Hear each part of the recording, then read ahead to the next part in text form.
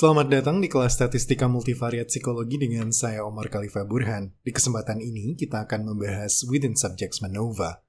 Dalam pertemuan sebelumnya, kita telah membahas tentang Between Subjects MANOVA untuk membandingkan perbedaan beberapa kelompok pada beberapa variabel terikat. Sekarang kita akan membahas Within Subjects MANOVA. Within Subjects MANOVA kita gunakan saat kita hanya memiliki satu kelompok, tetapi kelompok ini mendapatkan beberapa perlakuan yang berbeda. Misalnya, kita ingin meneliti pengaruh latihan mental terhadap tingkat stres dan kualitas tidur. Variabel bebasnya di sini adalah latihan mental. Variabel terikat pertama adalah tingkat stres dan variabel terikat kedua adalah kualitas tidur. Dalam desain Within Subjects, setiap partisipan mendapatkan dua perlakuan yang berbeda, dua atau lebih tepatnya. Dalam kasus ini hanya ada dua. Di hari pertama, Andi mendapat latihan mental CBT sebelum tidur.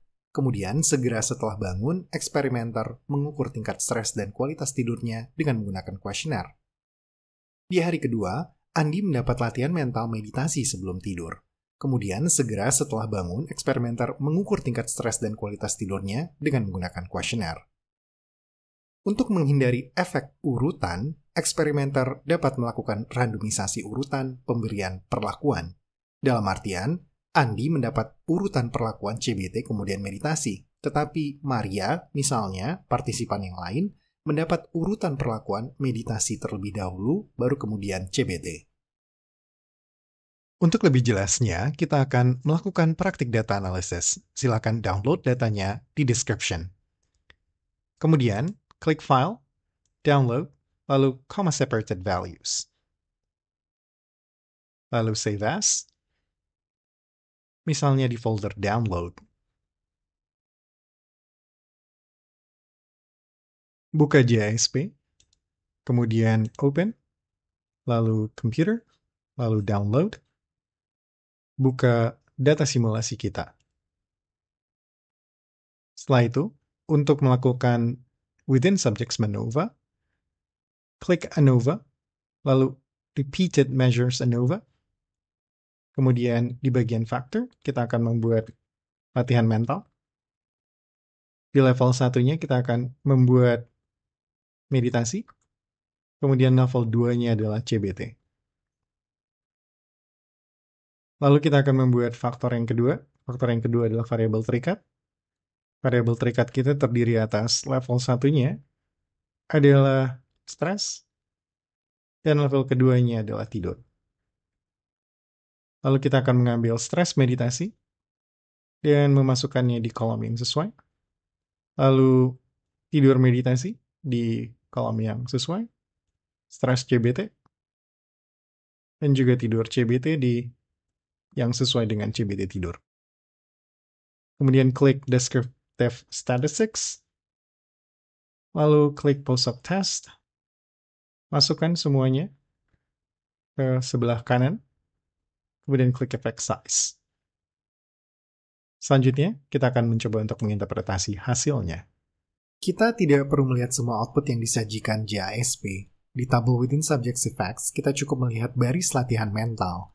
Nilai p-value di bawah 0,01 lebih kecil dari cutoff point 0,05. Ini mengindikasikan bahwa dampak latihan mental terhadap kedua variabel terikat, yaitu stres dan kualitas tidur, bersifat signifikan. Artinya, secara global, latihan mental mempengaruhi kedua variabel terikat. Selanjutnya, di tabel deskriptif terdapat perbedaan tingkat stres saat meditasi dibanding dengan CBT. Tingkat stres partisipan lebih rendah dengan CBT daripada dengan meditasi. Selain itu, kualitas tidur di kondisi CBT juga lebih baik daripada meditasi. Untuk melihat apakah dampak latihan mental terhadap kedua variabel terikat signifikan atau tidak, kita perlu melihat post-hoc test.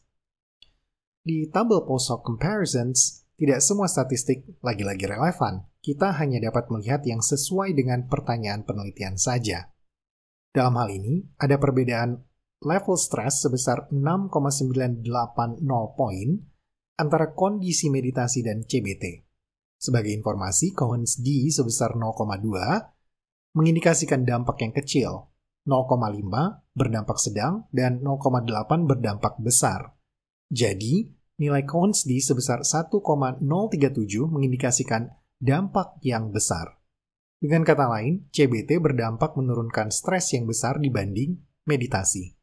Selain itu, nilai p-value yang lebih kecil dari 0,001 lebih kecil dari cut-off 0,05, yang mengindikasikan besar kemungkinan dampak CBT dibanding meditasi yang kita temukan di sampel besar kemungkinan merepresentasikan dampaknya di populasi.